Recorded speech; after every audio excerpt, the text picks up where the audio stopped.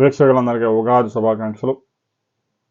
ఉమ్మడి గుంటూరు జిల్లా పల్నాడులో వైసీపీ కీలక నేత మాచర్ల మాజీ ఎమ్మెల్యే 4 సార్లు మాచర్లలో ఎమ్మెల్యేగా గెలిచిన పిన్నెల్లి రామకృష్ణారెడ్డికి జంట హత్యల కేసులో 98 రోజుల తర్వాత ఎట్టకేలకు గురజాల కోర్టు బెయిల్ ఇచ్చింది.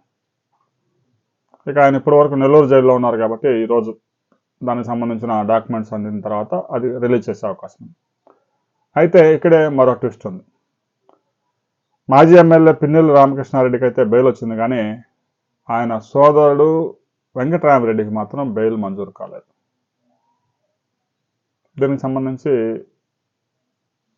కోర్టులో, గురజాల కోర్టులో తాజాగా ఒక వెర్డిక్ట్ వచ్చింది.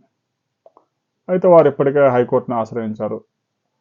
మరి కింద కోర్టు ఎలాంటి తీర్పులు ఇవ్వకుండా పై కోర్టులు నిర్ణయాలు తీసుకునే అవకాశాలు తక్కువగా ఉంటాయి. కింద కోర్టు ఏదన్నా న్యాయం చెప్పడంలో, తీర్పు ఇవ్వడంలో ఏదైనా తడబాటు జరిగితే తప్ప పెద్దగా జోక్యం చేసుకో.